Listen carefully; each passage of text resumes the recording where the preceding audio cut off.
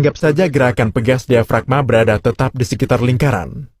Dalam kasus ini, jika Anda menekan bagian tengah pegas seperti yang ditunjukkan, bagian luar harus bergerak ke arah yang berlawanan. Pegas diafragma berada di antara pelat tekanan dan penutup. Untuk lebih memahami konfigurasi ini, mari kita lihat bagian penampang rakitannya. Bagian luar pegas diafragma dihubungkan ke piringan tekanan. Ini berarti jika Anda menekan bagian dalam seperti ditunjukkan, piringan tekanan akan menjauhi piringan gesekan. Dengan demikian, aliran tenaga akan berhenti. Inilah yang terjadi saat Anda menekan pedal kopling. Sistem hidrolik memindahkan gerakan kopling ke bagian tengah pegas diafragma.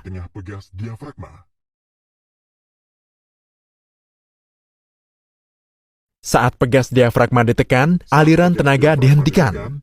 Selama proses ini, Anda bisa melakukan perubahan gigi. Pedal kopling dilepaskan setelah penggantian gigi dan aliran tenaga berlanjut lagi. Begitulah cara kopling bekerja. Dalam kopling yang sebenarnya, Anda bisa melihat beberapa koil pegas dalam piringan kopling. Apa fungsi dari pegas-pegas ini? Pegas digunakan untuk menghaluskan fluktuasi dan getaran dari keluaran tenaga mesin. Jelas bahwa hub dan piringan tidak terhubung secara langsung.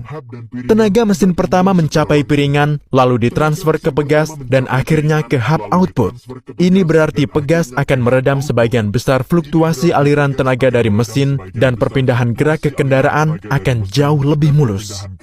Sekarang, mari kita jelajahi peran yang sangat penting dan sulit saat mengendarai mobil dengan transmisi manual di awal tanjakan.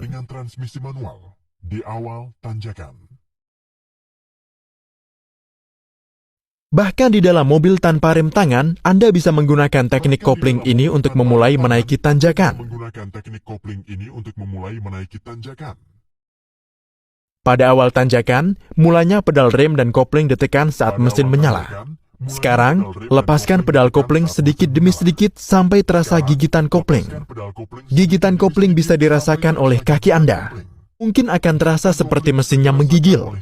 Pada titik ini, kendaraan tidak akan berjalan, bahkan jika Anda melepaskan pedal rem. Kopling yang dilepaskan sebagian bekerja seperti rem. Sekarang, Anda bisa menekan pedal gas dan mobil akan bergerak maju.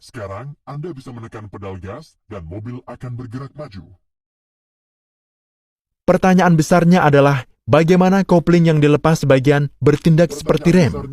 Fenomena rem ini tidak lain adalah fenomena keseimbangan tenaga.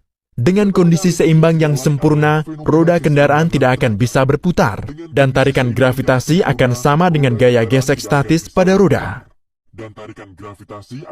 Roda kendaraan dicegah berputar oleh tenaga lain. Keseimbangan tenaga antara gaya maju mesin dan gaya gesek statis yang sama.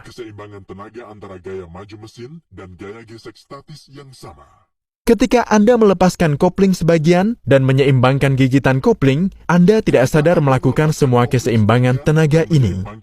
Bila tenaga ini berada dalam keseimbangan sempurna, roda, sistem transmisi, dan piringan kopling tidak akan bisa berputar. Begitulah cara kerja gigitan kopling yang berperan sebagai rem. Tapi dalam kasus ini perlu diingat bahwa gaya gesek antara permukaan tergesek menghasilkan tenaga maju mesin. Ini akan mengakibatkan keausan material gesekan pada piringan kopling. Kami berharap video ini bisa membantu Anda menjadi teknisi dan pengemudi yang lebih baik. Mohon dukung kegiatan pendidikan kami di patreon.com. Dan jangan lupa untuk berlangganan. Terima kasih.